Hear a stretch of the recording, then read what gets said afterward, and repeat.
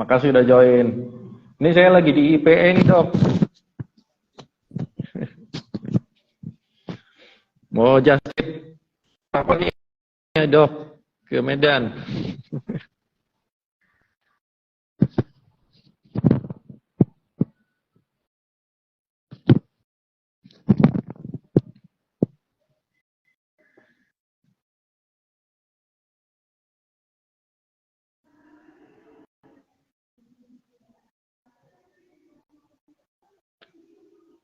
Saya ke Medan, belum tahu nih dok. Soalnya saya udah nggak di sana lagi, nggak di apa Inalum. Jadi belum tahu kapan ke Medan lagi. Rencana sih kalau saya diterima lagi di Main ID, nanti saya bisa join lagi di itu di mana di ke ini lagi kemana ke Medan lagi dok. Jadi pagi ini kita akan live di IP, di ASBSD, kita topiknya ini masalah isu-isu yang sedang rame nih, yaitu tentang polusi udara. Gitu.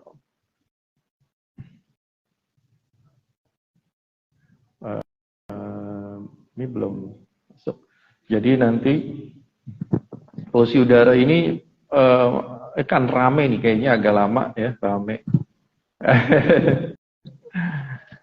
Iya dok, kita ini senang ketemu banyak orang, ketemu apa, coba mengerjakan sesuatu jadi ya rame. Ngerjain apa aja dok.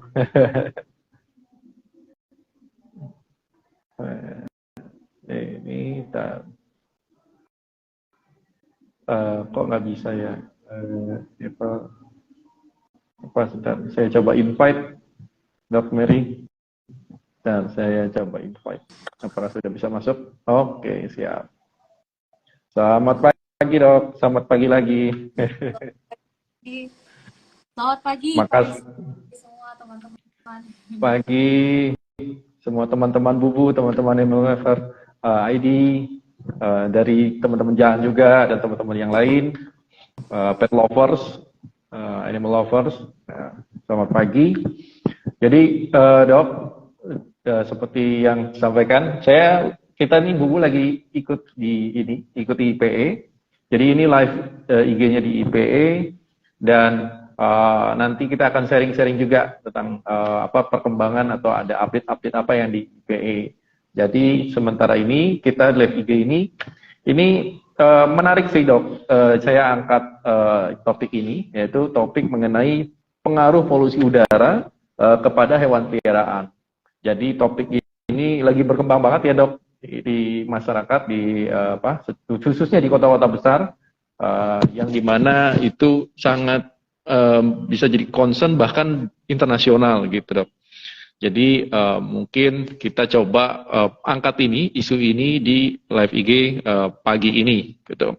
Jadi untuk membuka, Assalamualaikum warahmatullahi wabarakatuh, selamat pagi, salam sejahtera untuk kita semua, dan semoga teman-teman semua dalam keadaan sehat semua. Jadi tema untuk live IG hari ini adalah pengaruh polusi udara kepada hewan peliharaan. Di sini kita ada narasumber kita itu Dr. Mary, di mana beliau seperti yang teman-teman kenal adalah Direktur Jaan Domestik sebagai shelter veterinarian juga, dan juga animal welfare activist. Nah, di sini mudah-mudahan dokter bisa menyampaikan mungkin perkembangan yang dokter mungkin dialami juga ya di shelter dan yang lainnya, dan gimana pengaruh sih sebenarnya polusi tersebut kepada anabul kita gitu ya, mungkin baik yang di sekitar kita juga gitu. Mungkin untuk mempersingkat waktu, dokter, saya persilakan dok. Mungkin saya terima kasih lebih dulu atas inisiatif yang dibuat oleh Pariska dan teman-teman Bubu, karena topik ini memang masih jarang ya untuk kita, karena kita belakangan sering dapat informasi dari sosial media bahwa gimana sih situasi polusi udara dalam artian di sini di daerah Jabodetabek pada tepatnya ya di Jabodetabek. Nah, um, karena itulah gitu ya, kita kan masih banyak itu informasinya mengenai manusia saja nih, tapi bagaimana kaitannya polusi udara dengan lingkungan ya, dengan lingkungan yang hidup ekosistem di dalamnya gitu ya.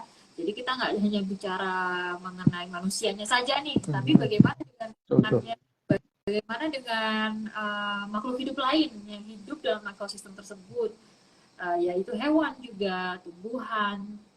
Aspek lainnya adalah tanah, air, gitu, tanah dan air, itu bagaimana soil and water, gitu. Jadi memang ini masalah besar ya di kota-kota besar juga, dan bukan hanya di Indonesia, tapi ya juga di kota besar lainnya ya, megapolitan lainnya, metropolitan lainnya di seluruh dunia seperti itu ya, masih memang belum ada pengaturan khusus atau pengetatan khusus terkait monitoring dari substansi dari polusi udara tersebut. Itu sih sedikit garis besarnya yang kita ingin sharing juga gitu, informasi sharing. Jadi sebenarnya polusi udara juga, selain polusi udara itu perhatikan juga ya polusi yang lain ya. Tadi bisa ke air, ke tanah gitu ya, Dok. Iya, dan itu adalah termasuk itu dampaknya gitu. Jadi semuanya itu saling terhubung. Makanya kenapa saat ini kan sistem yang kita kenal adalah approach yang kita kenal gitu ya dalam mendekati suatu permasalahan, untuk karena ini kan isu dari global warming dan climate change itu sendiri. Jadi mengapa approach-nya adalah One Health gitu, One Health. Jadi One Health untuk semua makhluk hidup gitu ya, makhluk hidup, lingkungan. Nah, itu termasuk dalam satu kesatuan approach One Health, karena semuanya tuh berimbas ini, nggak hanya makhluk hidup kita nih, spesies manusia, tapi juga semua hewan gitu. Semua hewan juga bukan hanya teman-teman yang teman-teman lihat seperti anjing dan kucing aja ya, tapi juga wildlife yang ada di sekitar kita ya, burung, terus serangga, terus juga yang nggak kalah penting juga lingkungan kita tinggal gitu, ada yaitu tanah, terus air gitu, terus hujannya gitu ya, tipe hujan yang kita, jadi berdampak loh gitu karena situasi polusi udara ini. Oh, kalau misalnya dampaknya sendiri, karena kita kan lagi angkat mengenai polusi udara nih ya, lagi kencangnya ya di media sosial ataupun di teman-teman yang lain. Dan apa dampak yang mungkin langsung gitu ya, Dok, secara langsung ataupun mungkin tidak langsung terhadap hewan kesayangan kita, Dok? Baik. Kalau kita bicara spesifik nih ke hewan kesayangan dan hewan secara umum ya, otomatis direct impact atau dampak secara langsung itu adanya adalah gangguan pernapasan ya, jika mereka terpapar langsung gitu, terpapar langsung dengan situasi polusi udara yang ada di lingkungannya dia. Jadi otomatis dia ada gangguan pernapasan, juga selain gangguan pernapasan otomatis berdampak dengan imunitas dia, gitu, sistem kekebalan tubuh. Jadi dengan sama seperti prinsip medis pada umumnya, ketika sistem imunitas kekebalan tubuh itu menurun, otomatis memicu banyak reaksi dan men-trigger berbagai macam investasi penyakit gitu. Nah, jangka panjang ya.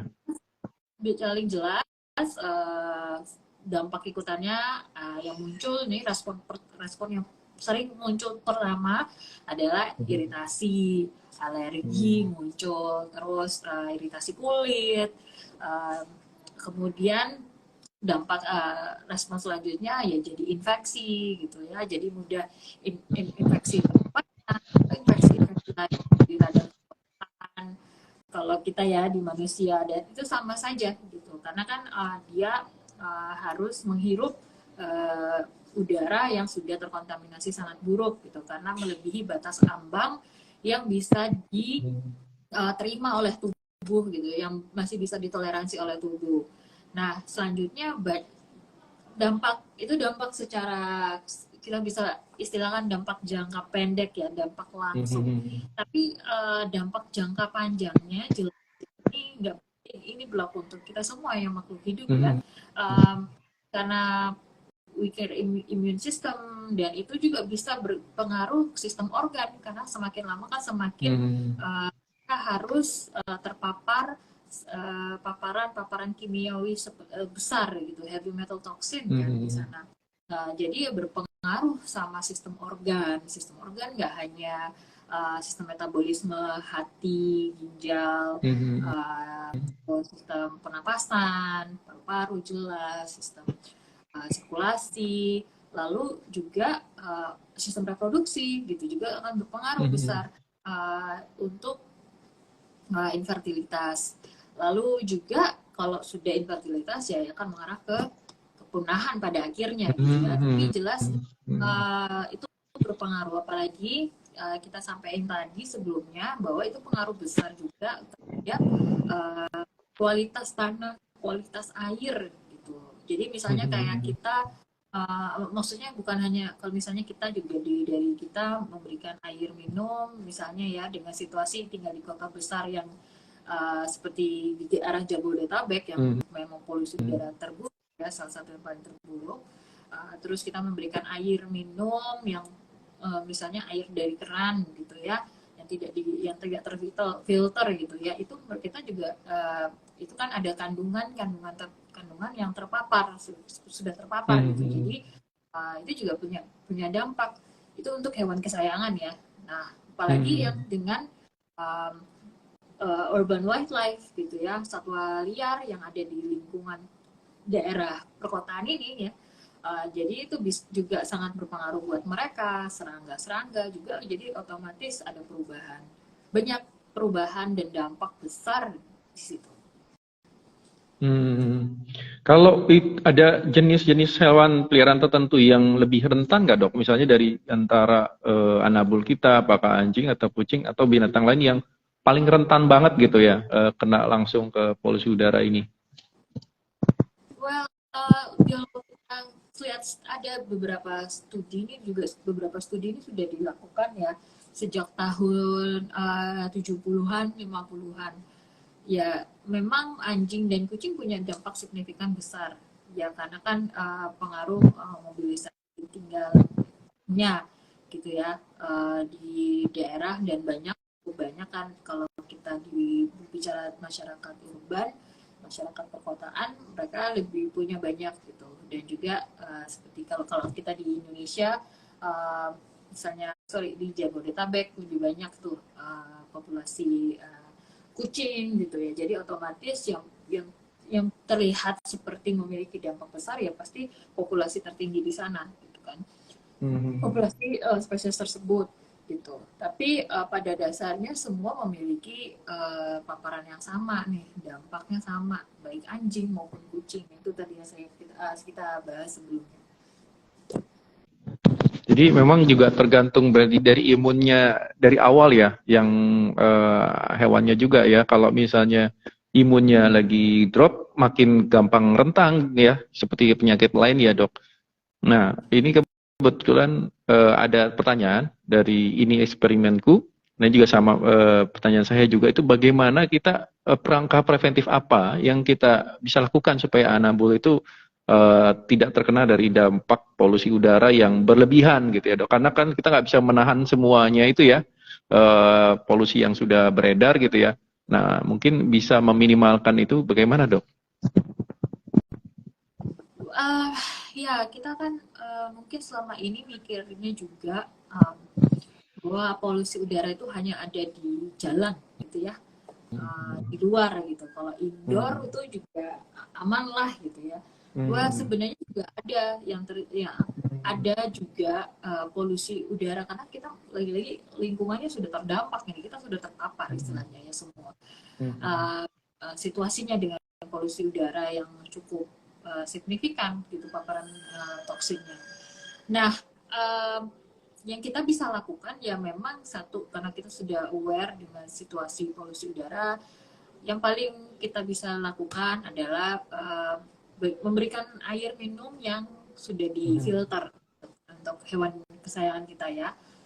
Kita saja kan minum harus misalnya air yang sudah terfilter, misalnya merek air kemasan misalnya gitu kan, galon gitu ya. Kita harus juga melakukan hal yang sama gitu. Jadi harapannya dari sini teman-teman bisa memulai untuk tidak menggunakan air keran, kecuali air kerannya memang teman-teman sudah punya sistem pakai filter gitu. Nah kalau misalnya yang siap diminum juga ya. Ya, yang siap diminum artinya kalau itu manusia dan itu pasti aman juga untuk hewan gitu.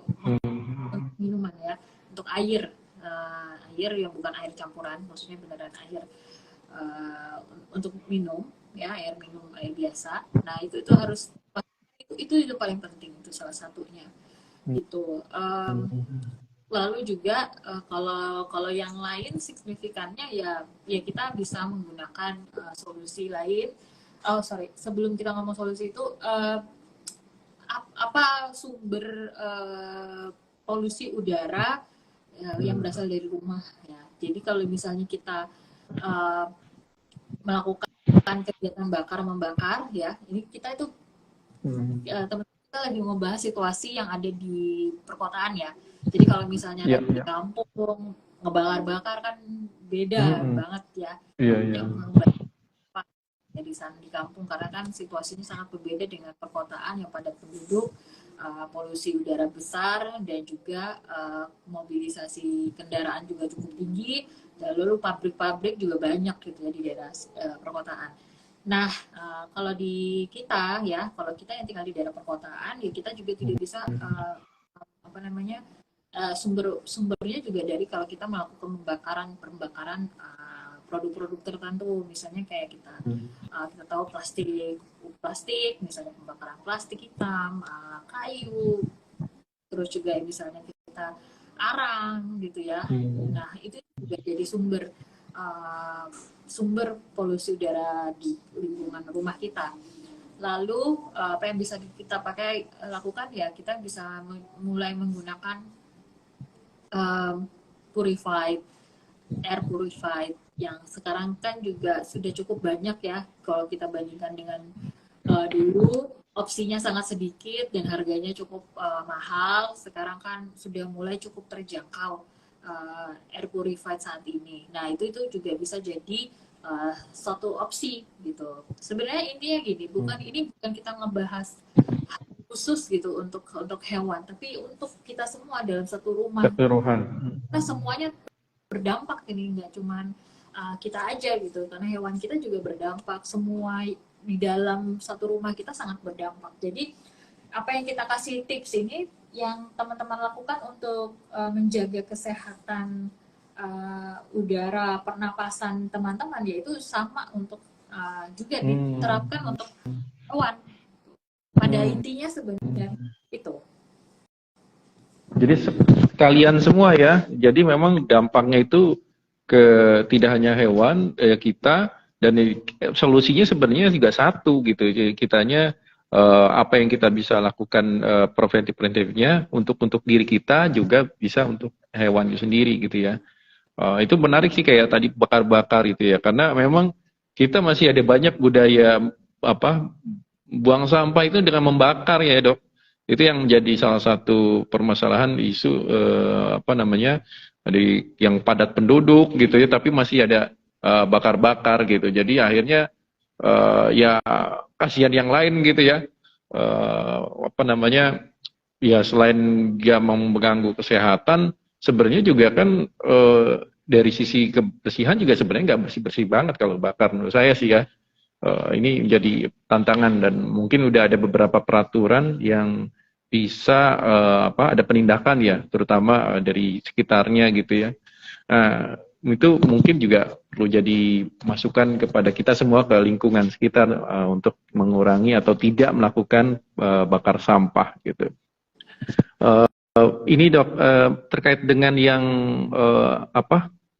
kalau misalnya udah terdampak atau gitu, ada nggak ya misalnya kita perlu jaga makanannya atau suplemennya yang perlu kita provide selain tadi purifier untuk membersihkan udaranya, apa ada makanan khusus gitu ya yang perlu kita jaga gitu atau kita siapkan untuk kita sendiri maupun hewan peliharaan gitu ya?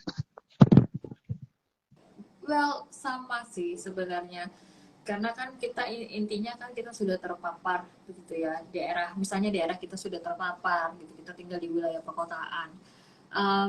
Menurut saya apa yang bisa tindakan kita yang bisa kita lakukan ya tadi menjaga dengan minuman, air yang digunakan gitu ya. Kita pastikan itu terfilter baik gitu.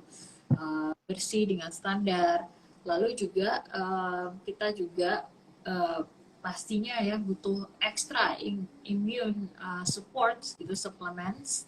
Jadi ya kita gunakan supplements yang cukup gitu ya. Kayak sekarang karena ya situasinya semakin buruk ya, kita ya yang juga bolak-balik Jakarta Bogor nih untuk misalnya saya keluarga kita pun ya kita harus support semua team members yang ada di rumah gitu, dan juga orang-orang yang kerja dengan kami gitu juga di kantor gitu ya, kita juga kita pastikan teman-teman mengkonsumsi gitu ekstra gitu ya, gitu dengan ekstra supplements yang harus kita minum gitu. Jadi misalnya kayak apa aja ya teman-teman bisa pakai untuk kalau untuk teman-teman misalnya kayak vitamin C seperti itu. Terus kalau hewan juga ada kan beberapa supplements gitu ya yang biasa kita pakai yang bentuknya cup juga bisa ada gitu. Nah itu juga salah satu yang bisa langkah yang bisa kita lakukan untuk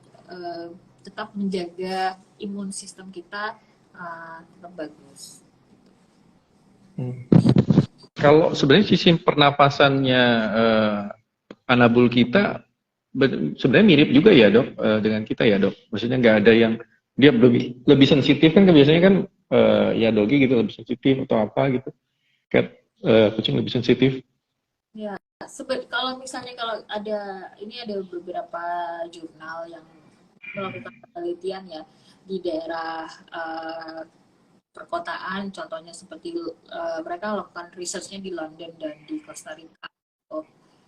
Mereka sih ada penelitian dari sekitar 120 sampel kucing dibanding dan anjing.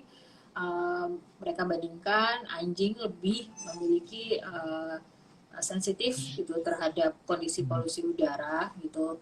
Tapi perbandingannya dengan kucing itu, jadi kucing itu yang sensitif itu sekitar 12% dan anjing sekitar 15,5%.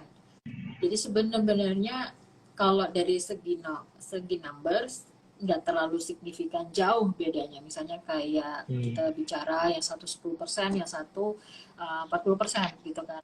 Tidak terlalu signifikan angkanya, tapi jelas ada memang sedikit berat di ada lebih besar gitu. Ternyata yang terdampak lebih banyak di anjing gitu ya. Jadi ya kita mungkin berdasarkan research ini kita bisa simpulkan anjing memiliki kesensitivitasan lebih dibanding kucing gitu ya, tapi tidak terlalu signifikan sebenarnya. Jadi mereka sama-sama berdampak, jadi pada dasarnya sama gitu. Kalau di behaviornya mereka ada dampak nggak bisa perubahan behaviornya mereka jadi agak lebih sensitif atau lebih gampang marah atau gimana gitu dok? Kalau misalnya polusi udara itu. Kalau Malah kitanya ya yang jadi lebih gampang sensitif ya. dia kalau di hewan sih behavior change itu ada ya, karena kalau mereka terdampak secara fisik ya, misalnya kayak tadi saya sampaikan, misalnya mereka ada jadi karena terpapar polusi udara, dampak ke mereka itu alergi, jadi ya mereka harus garuk-garuk, terus jadi tidak nyaman, otomatis itu kalau kita bicaranya di anjing kucing. Misalnya juga pernapasan, kalau mereka terdampak di pernapasan ya jadi pasti ada perubahan jadi gejala klinis seperti itu. Nah, kalau untuk kalau di satwa liar sendiri itu air pollution itu dampaknya juga besar. Jadi jatuhnya disrupsi gitu ya, disrupsi dari uh, kehidupan mereka gitu. Kenapa? Karena kayak tadi kan misalnya hujan kan, misalnya air hujan, karena kan tadi bilang kita air dan tanah gitu ya. Misalnya airnya kan berdampak jadi lebih, kalau karena polusi udara tingkat keasamannya jadi lebih tinggi gitu kan. Jadi otomatis tidak bisa mereka konsumsi, sehingga mereka harus pindah lokasi. Jadi perubahan migrasi jatuhnya kalau misalnya di hewan gitu. Terus kualitas pasti kalau tingkat keasaman terlalu tinggi, pasti tumbuhan-tumbuhan tertentu juga berdampak, jadi tidak tumbuh, jadi sumber pakan mereka juga nggak ada misalnya gitu. Nah, kalau misalnya hewan-hewan kecil-kecil ini migrasi, otomatis hewan yang merupakan rantai makanannya dia jadi kehilangan sumber pakan, juga berdampak kembali. Jadi cycle-nya akan berputar di situ, sehingga terdisrupsi lah gitu ekosistemnya. Jadi besar gitu. Dan kita juga butuh kan, maksudnya Tuhan menciptakan ini kan memang benar-benar ada tempat, ada porsinya, karena itu harus seimbang kan. Nah, jadi karena gangguan dan bencana yang disebabkan oleh populasi dan global warming dan climate change ini ya besar pengaruhnya. Ya, ya. Jadi memang berarti teman-teman yang biasa street feeding nih biasanya kan ngasih makan ya, mungkin ini juga jadi opsi. Jadi tambahannya adalah ngasih minumnya, jadi yang harus nyari, menyediakan air minumnya gitu.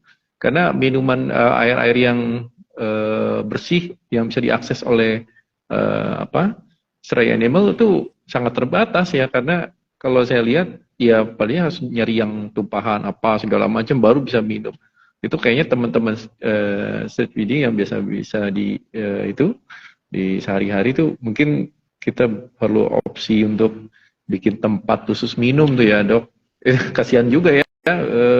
Airnya pasti nggak akan bersih gitu, udah ditambah airnya mungkin bekas plus air yang mungkin dari air sungai atau apa itu juga udah ya banyak polutan banget ya, Dok. Benar ya. Aduh, ya.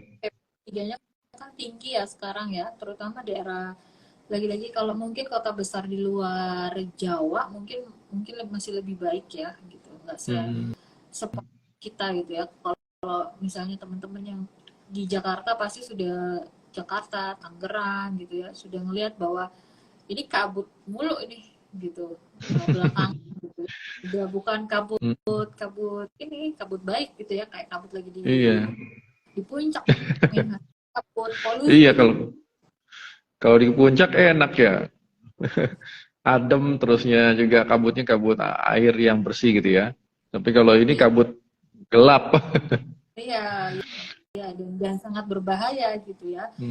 Dan ya jadi ya kita cuma bisa memastikan kita bisa nggak ya supply itu. Terus mungkin saran saya tambahan untuk teman-teman street feeding gitu.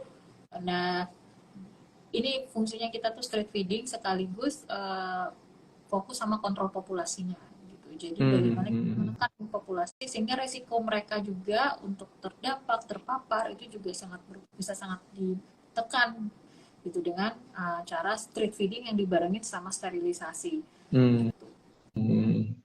Iya, itu mungkin nanti kita coba cari gimana pemetaan teman-teman yang street feeding. Jadi kalau udah terpetakan itu kita bisa langsung targetin, oh di sini ada lokasinya yang masih banyak gitu kan.